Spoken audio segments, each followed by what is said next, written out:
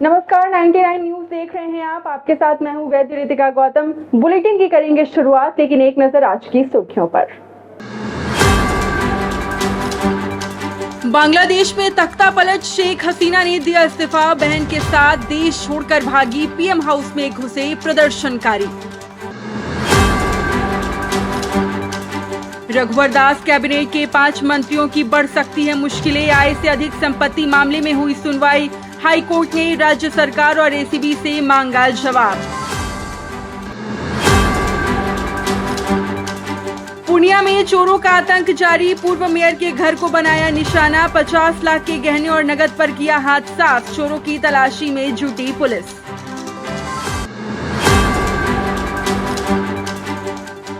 भागलपुर में पुलिस की बर्बरता, आरोपी के घर में नहीं मिलने पर मां की पिटाई। एसएसपी से महिला ने लगाई न्याय की गुहार। श्रावणी मेले में बड़ा हादसा, हाजीपुर में करंट लगने से 8 कांवरियों की मौत। कटिहार में भी 4 शिव भक्तों की दर्दनाक मौत। तो चलिए अब बुलेटिन की शुरुआत करते हैं। नेता प्रतिपक्ष अमर बाउरी के साथ 5 विधायकों की मुश्किलें बढ़ने वाली हैं। झारखंड हाईकोर्ट में पूर्व की बीजेपी सरकार के समय 5 कैबिनेट मंत्री के आय से अधिक संपत्ति मामले में सुनवाई हुई है। न्यायमूर्ति रंगत मुखोपाध्याय एवं न्यायमूर्ति प्रदीप कुमार श्रीवास्तव की खंडपीठ ने झारखंड सरकार और एसीबी से इस मामले में रिपोर्ट मांगा है।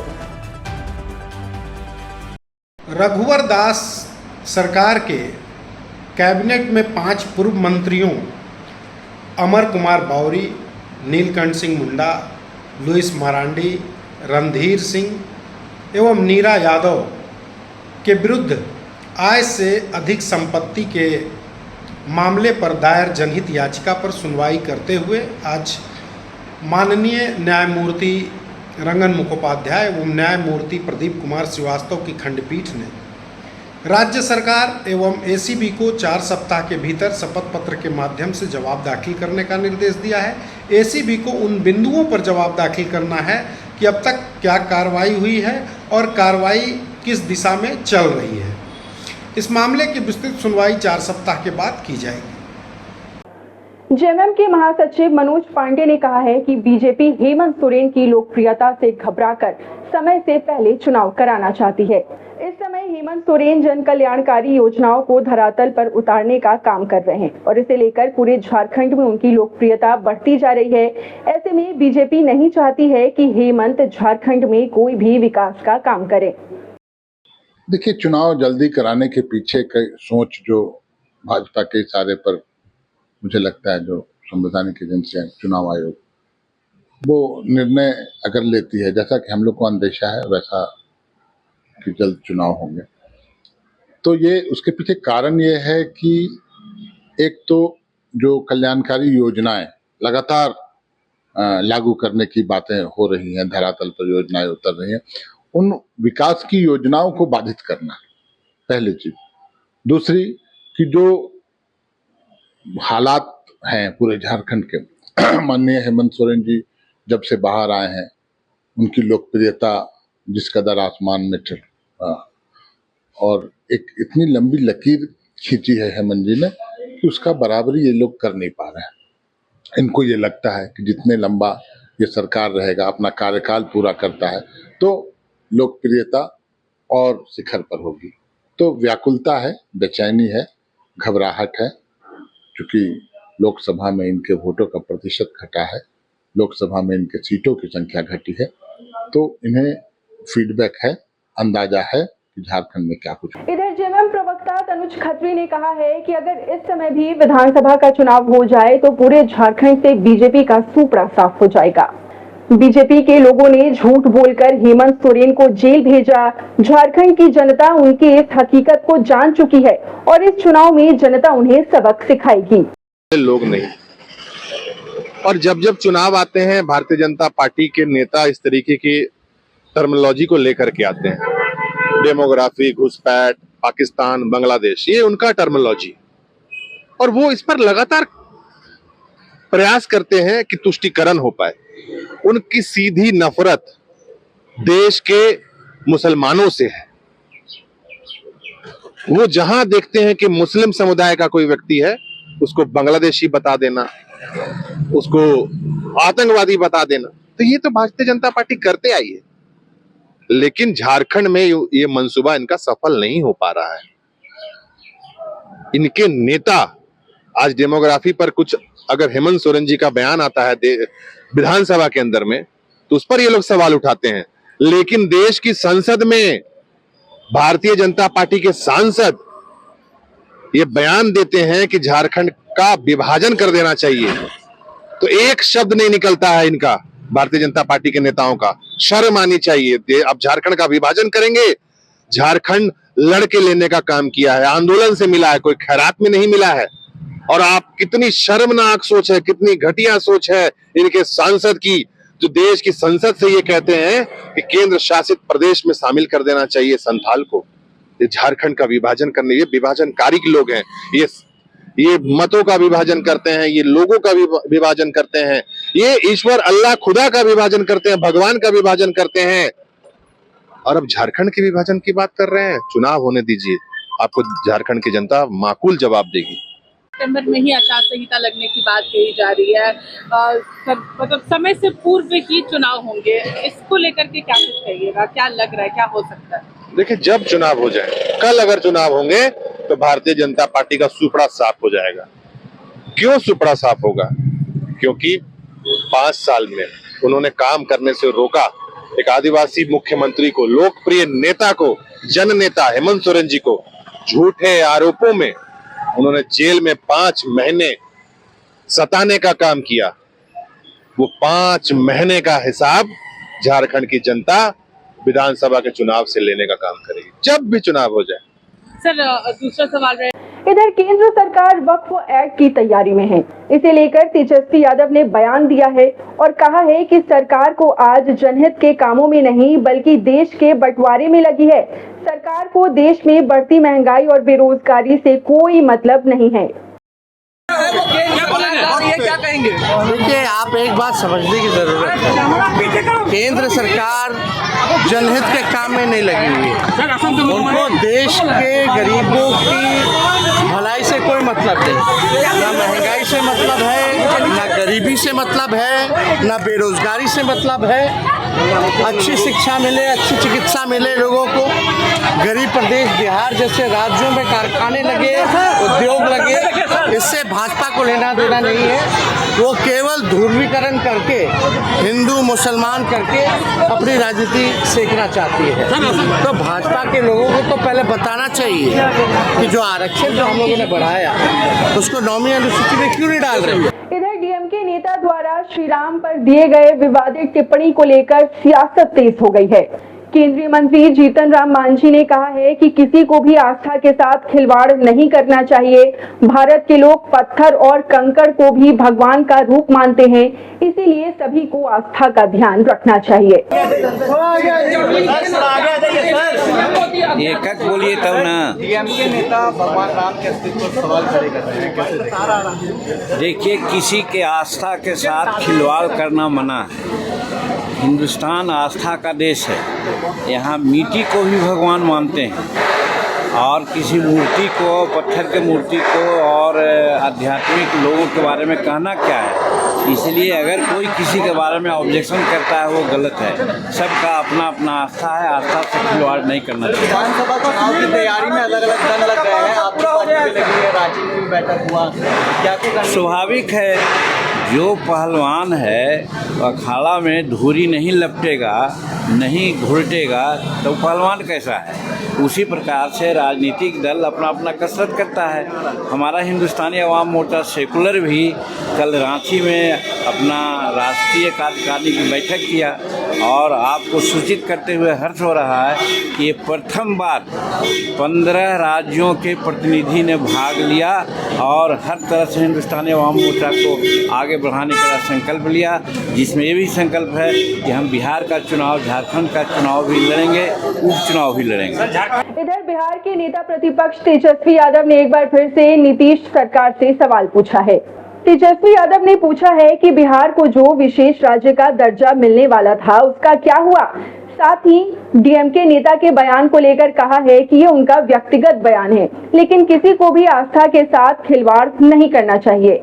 साथ ही 2 अक्टूबर को जन सुराज के संस्थापक प्रशांत किशोर राजनीतिक पार्टी में बने रहे और इसे लेकर उन्होंने कहा है कि राजनीति में आना सबका अधिकार है और इस पर विरोध नहीं होना चाहिए। केंद्र सरकार जनहित के काम में नहीं लगी हुई है।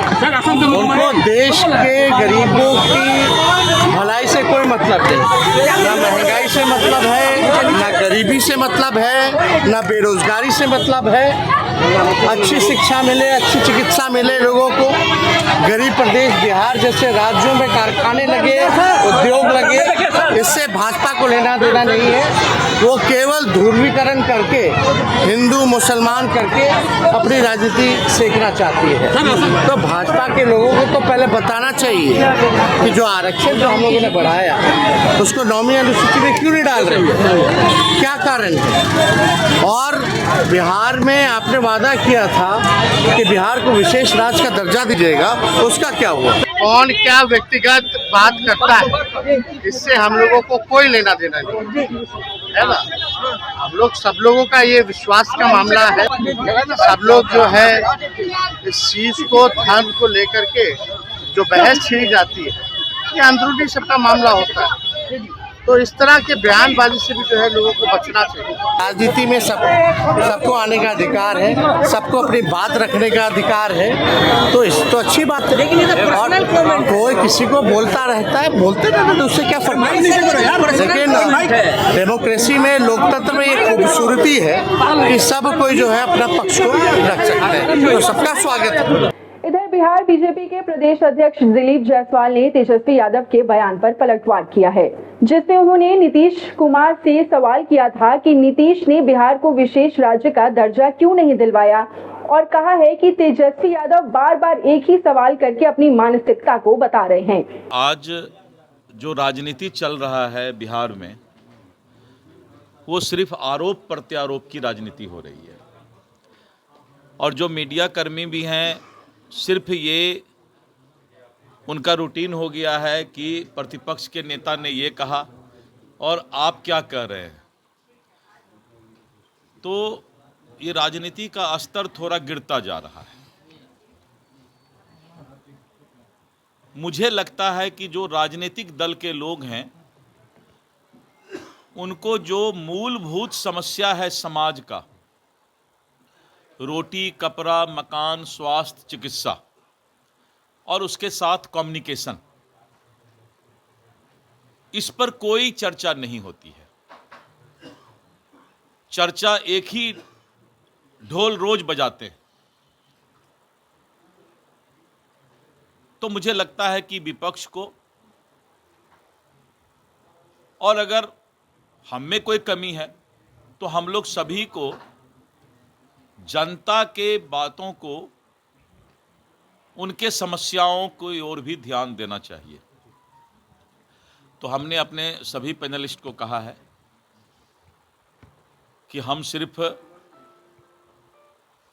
जवाब देने के लिए अपनी राजनीति नहीं करते, हम क्या कर रहे हैं उसको बताने के लिए भी राजनीति करते हैं।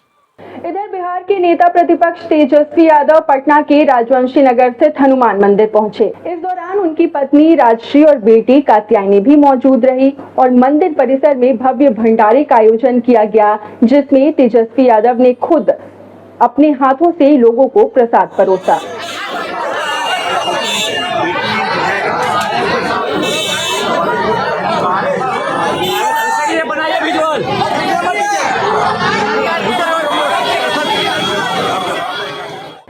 बिहार के जिले हाजीपुर से एक बड़ा दर्दनाक हादसा सामने आया, जहां पर हाई टेंशन तार की चपेट में आने से 8 श्रद्धालुओं की मौत हो गई।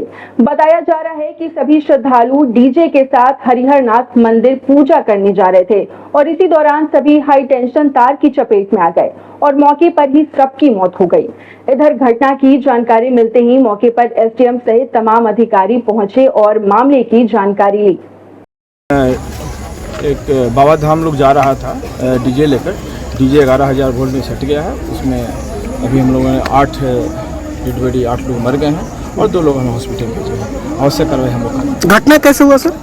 11,000 वोल्ट में सटने का कारण घटी। क्यों है, किस बात के लिए नाराजगी यही है सर कि हमारे एरिया के जो 2 आदमी लाइन का गार्डिंग कर रहा है, दोनों पर फोन किया गया, वो दोनों आदमी फोन नहीं उठाया।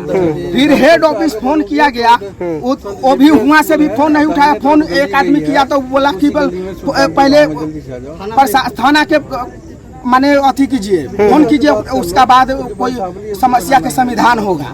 बस यही बात है। वो दोनों आदमी बगल का है, दोनों आदमी फोन नहीं उठाया। एगो के नाम अनिल है, एगो के ललन। बिजली विभाग का है लोग? बिजली विभाग के है। आपका क्या नाम है? धर्मेंद्र कुमार पासवान। कितना लोग यहाँ बड़ा है, कुछ जानकारी? यहाँ लगभग 8 अभी तक पहचान नहीं हुआ है, अभी तक लगभग 8 लाख से निकला है यहाँ। सब यही का लोग है सब?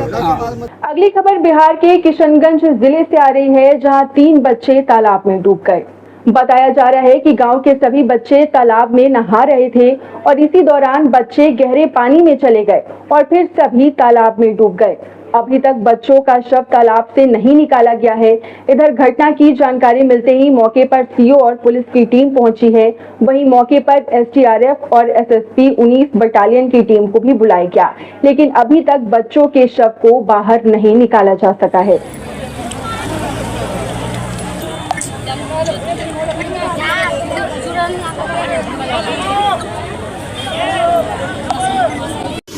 बढ़ते आगे, जहां सावन की तीसरी सोमवारी पर एक बड़ा हादसा सामने आया, जहां श्रद्धालुओं की मौत हो गई। ये पूरी घटना बिहार के हाजीपुर जिले से सामने आई है, जहां 4 कांवरियों की मौत हो गई। कटिहार के मनिहारी में 2 बाइक की जोरदार टक्कर हो गई, जिसमें 4 कांवरियों की मौत हो गई। बताया जा रहा है कि ये सभी गंगा जल भरने के लिए मनिहारी घाट जा रहे थे।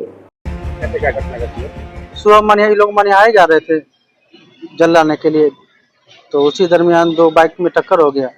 उसी समय एक्सीडेंट हो गया, 2 आदमी वहीं पर दम तोड़ दिए, जो कि 2 गाड़ी में बाइक में 5 आदमी थे कुल मिला के, और 2 वहीं दम तोड़ दिए और कुछ आदमी, एक आदमी यहाँ अस्पताल आए, उसके बाद एक आदमी को रेफर करके सिरसा भेजा गया। उसी दरमियान एक आदमी सदर में दम तोड़े और एक आदमी सिरसा में दम तोड़ दिए। मतलब कुल कितने मौत हुई है? 4 की मौत हुई है। 4 की मौत हुई। कहाँ जा रहे थे ये लोग जल अभिषेक करने जा रहे थे मनिहारी। कहाँ के रहने वाले हैं? 2 आदमी उदामा रेखा का है और 2 आदमी सरसी का बता रहे हैं। क्या नाम है दोनों का? एक का सूरज कुमार और एक का कृष्णा प्रसाद। कितना बजे घटना है? सुबह 3 बजे। किस जगह पर हुआ था? भोले बाबा का जल होने का। हाँ। किस जगह पर हुआ था? कहाँ पे? ये कुमारीपुर से आगे का घटना है। 4 में कौन कौन है? 4 में चारों पुरुष है। नाम बताएं। 2 का हम लोग को उदामा रेखा का 2 आदमी है, वो सूरज कुमार और कृष्णा कुमार।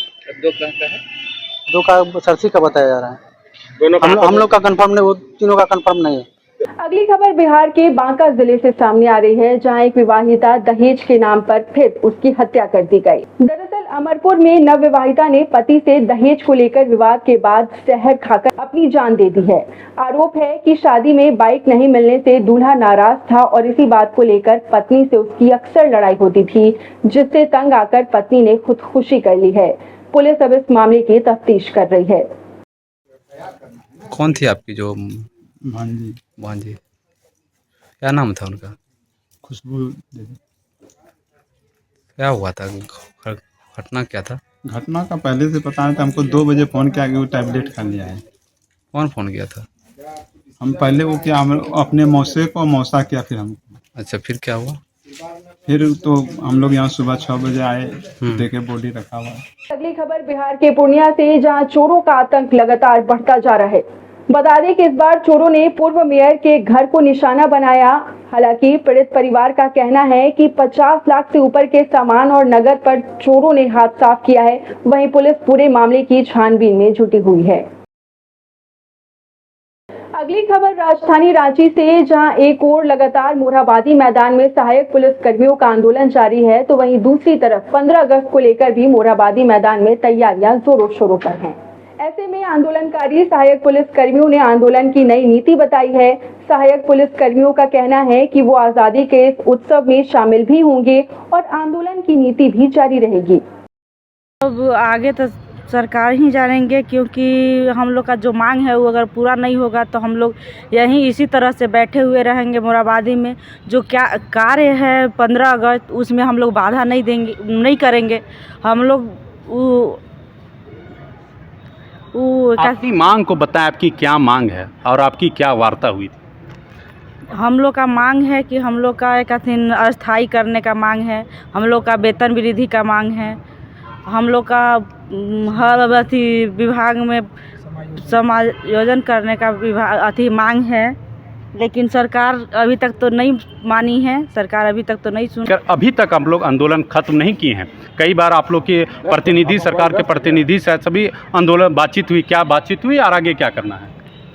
मांगे हम लोग के तो समायोजन झारखंड आरक्षी पदों पर थी और है, लेकिन सरकार के जब 6 प्रतिनिधि से हम लोग बातचीत किए, लंबा बातचीत हुआ, तो उसमें बोला गया कि डायरेक्ट समायोजन का रास्ता के लिए अभी हम सक्षम नहीं है, लेकिन ये भविष्य में विचाराधीन रहेगी। लेकिन तत्काल सरकार जो देने की स्थिति में है उसको आप स्वीकार कीजिए और आंदोलन समाप्त कीजिए। तो हम लोग वो बोले कि क्या है, तो सरकार 30% वेतन यानी 10,000 13,000 वेतन और 1 साल का विस्तार और वर्दी भत्ता और 10% उत्पाद और वनरक्षी जैसे संगठित विभाग में आरक्षण। तो इस सहमति पर उनके द्वारा बोला गया कि अभी सरकार यही देगी, आप लोग के समझिए, मानिए, स्वीकार कीजिए। बढ़ते आगे अगली खबर गुमला से, जहां पुलिस ने एक साथ दो हत्याकांड का खुलासा किया है। पहली घटना सिसोई थाना क्षेत्र की है, जहां भाई ने ही भाई की हत्या कर दी। दूसरी घटना घाघरा थाना क्षेत्र की है, यहाँ भी एक भाई ने भाई को मौत के घाट उतार दिया। पूरे मामले का खुलासा एसडीपीओ सुरेश प्रसाद यादव ने किया है। 4/8/2024 को हमारे अनुमंडल गुमला अंतर्गत 2 हत्या की घटना कारित हुई थी। एक सीसे थाना अंतर्गत सोंगरा गांव में और दूसरा घाघरा थाना अंतर्गत बुटवा जोकारी नामक स्थान में हुआ था, जिसमें सीसे थाना अंतर्गत जो आपका सोंगरा नामक गांव में जो हुई थी, उसमें चचेरे मौसेरे भाई जो आपस में लगते हैं, वो प्रेम प्रसंग के आशंका को देखते हुए अपने भाई की हत्या कर देता है। जबकि दूसरा जो घाघरा थाना अंतर्गत में जो घटना कारित हुई है, दोनों भाई, जिसमें छोटा भाई बड़ा भाई को वो हंडिया पीने में देने में उसे लेट करने की वजह से आपस में तू मैं हो जाता है, जिसके चलते उसकी हत्या कर दी जाती है। दोनों मामले का उद्भेदन हो गया सर? जी, दोनों मामले में उद्भेदन हो चुका? हाँ, दोनों मामले का उद्भेदन करके दोनों अभियुक्तों की गिरफ्तारी करके आज उन्हें न्यायिक हिरासत में अग्रसारित किया जा रहा है। और दोनों ने अपने हत्या का आरोप स्वीकार, दोनों अपने अपराध की संस्वीकृति कर ली है। बढ़ते आगे, जहां लातेहार में स्वतंत्रता दिवस की तैयारियां जोरों शोरों पर चल रही है और तैयारियों को लेकर बैठक भी की गई। बता दें कि लातेहार डीसी गरिमा सिंह की अध्यक्षता में तैयारियों को लेकर बैठक की गई, जिसमें सभी अधिकारी मौजूद रहे। बता दें कि इस बैठक में झंडोत्तोलन के साथ साथ 15 अगस्त में विशेष कार्यक्रम के आयोजन को लेकर अधिकारियों को कई अहम दिशा निर्देश भी दिए गए। तौर से 15 अगस्त का कार्यक्रम करने का आज मीटिंग था। सभी को दिशा निर्देश दे दिए गए हैं कि उनसे क्या एक्सपेक्टेड है और सभी लोगों ने समझ भी लिया है। तो होपफुली हमारा 15 अगस्त काफ़ी अच्छा जाए। इस बार जो आपका फ्लैग होस्टिंग का कार्यक्रम होता है वो होगा ही। पुलिस लाइन्स, जिला खेल स्टेडियम में जो कार्यक्रम होते आ रहे हैं वो भी होंगे। हमारे कुछ सांस्कृतिक कार्यक्रम भी प्लान्ड हैं। प्लस हमारे स्कूल लेवल पर कई सारी प्रतियोगिताएं भी हम लोग कंडक्ट करवा रहे हैं और जिला के कुछ गणमान्य जो सिटीजन्स हैं उन लोग को हम लोग सम्मानित भी करने वाले। बढ़ते आगे, अगली खबर बिहार के गोपालगंज जिले से, जहां लोगों पर अब एक नया खतरा मंडराने लगा है। बता दें कि बाढ़ का खतरा गोपालगंज में मंडराने लगा है। खतरा इस बार गंडक के बढ़ते पानी से नहीं बल्कि नदी के कम होते जलस्तर से हो रहे कटाव से है। और यहाँ हरौली दान के 5वें किलोमीटर पे है। एक्स्ट्रा प्रिकॉशन के तौर पे जो हमको उच्च अधिकारी से निर्देश मिला है, उसके तहत जो है हाथी पाव और प्रिकॉशन के तौर पे हम लोग काम करा रहे हैं जी। तो कितने दिन से इस तरह का जो एरोजन काम कराया जा रहा है? जो प्रिकॉशन ही रही जो है 2 दिन से चल रहा है जी। क्या लगता है बांध मजबूत है हम लोग? हाँ, बांध में पूरा काम कराया हुआ है, इसीलिए कि मेरा जो काम कराया हुआ कार्य डिस्टर्ब ना हो, वो सुरक्षित रहे, ठीक है, इसीलिए हम लोग करा रहे हैं। तो जो ग्रामीण डरे समय हुए हैं तो सर क्या- डरने की कोई बात नहीं है, बांध बिल्कुल सुरक्षित है, हम लोग यहीं पे रहते हैं, तैनात है, पूरा मुस्तैद है, कहीं कोई समस्या नहीं है। और कटाव यहाँ 4-5 दिन से बहुत विकराल रूप में हो रहा है। अभी जो काम चल रहा है यहाँ देखा जाए तो ये फॉर्मेलिटी पूरा किया जा रहा है, लूट खसोट जितना हो जाए। और यहाँ जो फ्लड फाइटिंग का काम है वो बिल्कुल घटिया तरीके से हो रहा है। इससे हम लोग संतुष्ट नहीं है, बहुत डरे सहमे हुए हैं। ऐसा अगर काम होगा तो 2-3 दिन के अंदर बांध कट जाएगा और 100 एकड़ों गांव प्रभावित होगा, जिससे हम लोग का जान माल का खतरा भी है। अगली खबर झारखंड के गिरिडीह जिले से, जहां पर एक बार फिर से अतिक्रमण अभियान चलाया गया। बता दें कि जिले में लगातार हो रही जाम की समस्या को देखते हुए अतिक्रमणकारियों और फुटपाथ दुकानदारों के खिलाफ ये अभियान चलाया गया और इस दौरान सड़क से हटकर दुकान लगाने के निर्देश भी दिए गए। पुलिस के चलाए इस अभियान के बाद शहर के विभिन्न चौक चौराहों में फुटपाथ दुकान लगाने वाले दुकानदारों ने अपनी दुकानें हटा ली। क्या कार्रवाई की जा रही है सर फुटपाथी दुकानदारों और अतिक्रमणकारियों? ट्रैफिक जाम की समस्या बनी हुई है, लोग अतिक्रमण करके रोड पे लगा देते हैं, जिससे आवागमन बाधित होता है। तो इन लोगों को रोड सड़क से हटा करके बिल्कुल किनारे कर दिया गया ताकि रोड आवागमन में किसी को दिक्कत नहीं। अभी ये लगातार चलेगा, अतिक्रमण जो लोग रोड पे लगा कर रखते उन्हें हटाया। तो मेरे साथ आज के इस बुलेटिन में बस इतना ही, लेकिन देश और दुनिया की बाकी खबरों से अपडेटेड रहने के लिए आप देखते रहिए 99 न्यूज। मुझे दीजिए इजाजत, नमस्कार।